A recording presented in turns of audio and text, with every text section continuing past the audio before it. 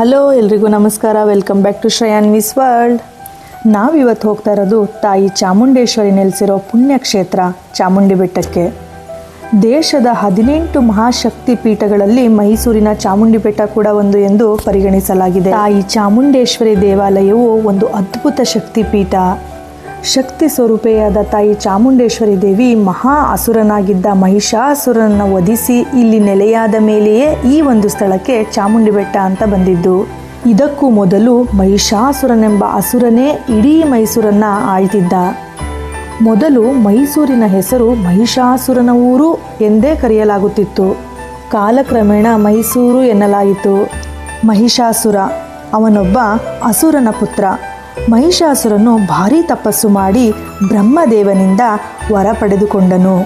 ಅದೇನೆಂದರೆ ಯಾವುದೇ ಮನುಷ್ಯರಿಂದಾಗಲಿ ದೇವರುಗಳಿಂದಾಗಲಿ ಅವನನ್ನು ಸಂಹರಿಸಲಾಗದು ಎಂಬ ವರವನ್ನು ಪಡೆದುಕೊಂಡನು. ಈ ಶಕ್ತಿಯಿಂದ ಮಹಿಷಾಸುರನು 3 ಲೋಕ ಅಂದರೆ ಭೂಮಿ, ಸ್ವರ್ಗ, ಪಾತಾಳಗಳಲ್ಲಿ ಅಟ್ಟಹಾಸದಿಂದ ಮೆರೆಯುತ್ತಿದ್ದನು. ಕೊನೆಗೆ ಎಲ್ಲ ದೇವರುಗಳು ಸೇರಿ ತ್ರಿಮೂರ್ತಿಗಳ ಬಳಿ ಮಹಿಷಾಸುರನ ಅಟ್ಟಹಾಸವನ್ನು ಹೇಳಿಕೊಂಡರು. ಆಗ ತ್ರಿಮೂರ್ತಿಗಳು ತಮ್ಮೆಲ್ಲ ಶಕ್ತಿಯನ್ನು ಒಟ್ಟುಗೂಡಿಸಿ ಒಂದು ಮಹಾಶಕ್ತಿಯನ್ನು ಸೃಷ್ಟಿಸಿದರು. ಆ ಮಹಾಶಕ್ತಿಯೇ ದುರ್ಗಾದೇವಿ. ದುರ್ಗಾಮಾತೆಯ ಸೃಷ್ಟಿಯ ನಂತರ 9 ದಿನಗಳ ಕಾಲ ಭಾರೀ ಪ್ರಳಯದ ಹೋರಾಟ ನಡೆಯಿತು. 10ನೆಯ ದಿನ ದೇವಿ ದುರ್ಗೆ ತನ್ನ ತ್ರಿಶೂಲದಿಂದ ಮಹಿಷಾಸುರನನ್ನು ಕೊಂದಳು. ಈ ಘಟನೆಯ ನಂತರ ಈ ಬೆಟ್ಟವು ಪವಿತ್ರ ಕ್ಷೇತ್ರವಾಯಿತು. ನಂತರ ದೇವಿ ದುರ್ಗೆ ಚಾಮುಂಡೇಶ್ವರಿ ಎಂಬ ಖ್ಯಾತಿಯನ್ನು ಪಡೆದಳು. ಕರುನಾಡಿನ ಅಧಿದೇವತೆಯೇ ತಾಯಿ ಚಾಮುಂಡೇಶ್ವರಿ.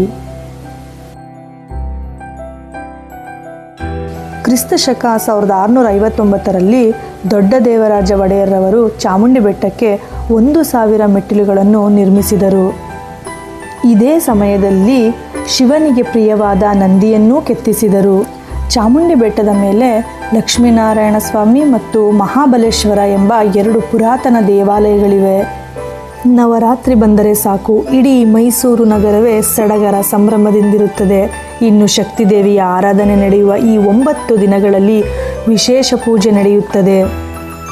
ಇನ್ನು ಮೈಸೂರು ಅರಸರು ತಾಯಿ ಚಾಮುಂಡೇಶ್ವರಿಯನ್ನು ತಮ್ಮ ಕುಲದೇವತೆ ಎಂದೇ ಪೂಜಿಸುತ್ತಾರೆ.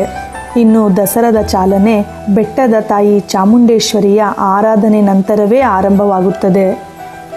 ಇನ್ನು ಚಾಮುಂಡಿ ಬೆಟ್ಟದಲ್ಲಿ ತಾಯಿ ಚಾಮುಂಡೇಶ್ವರಿಯ ವೈಭವ ನೋಡುವುದೇ ಚಂದ. ತಾಯಿ ಚಾಮುಂಡೇಶ್ವರಿಯ ಮಹಿಮೆ, ಆಕೆಯ ಅಂದ ಚಂದವನ್ನು ಕಣ್ತುಂಬಿಕೊಳ್ಳಲು ದೇಶ ವಿದೇಶ ಎಲ್ಲೆಡೆಗಳಿಂದ ಜನ ಈ ಚಾಮುಂಡಿ ಬೆಟ್ಟಕ್ಕೆ ಬರ್ತಾರೆ. ಚಾಮುಂಡಿ ಬೆಟ್ಟ ಮೈಸೂರು ಸಿಟಿಯಿಂದ 13 ಕಿಲೋಮೀಟರ್ ದೂರದಲ್ಲಿದೆ. ಚಾಮುಂಡಿ ಬೆಟ್ಟದಲ್ಲಿ ಬಂದ ಭಕ್ತಾದಿಗಳಿಗೆ ದರ್ಶನದ ನಂತರ ದಾಸೋಹ ವ್ಯವಸ್ಥೆ ಕೂಡ ಮಾಡಲಾಗಿದೆ.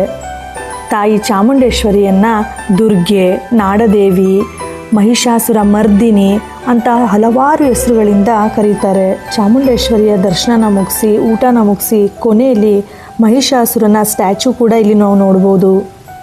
ಅಂದು ಮಹಿಷಾಸುರನನ್ನು ಸಂಹರಿಸಿ ಜನರನ್ನು ರಕ್ಷಿಸಿದ ತಾಯಿ ಚಾಮುಂಡೇಶ್ವರಿ ಇಂದಿಗೂ ತನ್ನ ಭಕ್ತರನ್ನು ತಾಂತ್ರಿಕ ಮತ್ತು ಧಾರ್ಮಿಕ ಶಕ್ತಿಯ ಸಂಕೇತವಾಗಿ ತಾಯಿ ಚಾಮುಂಡೇಶ್ವರಿ ಭಕ್ತರನ್ನು ಸಲಹುತ್ತಿದ್ದಾಳೆ.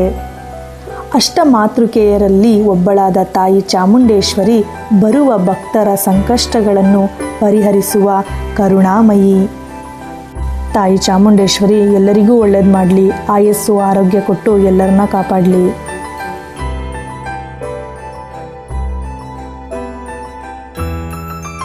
Thank you for watching. Please like, share and subscribe my channel. I will come with another interesting video very soon. Until that, bye bye.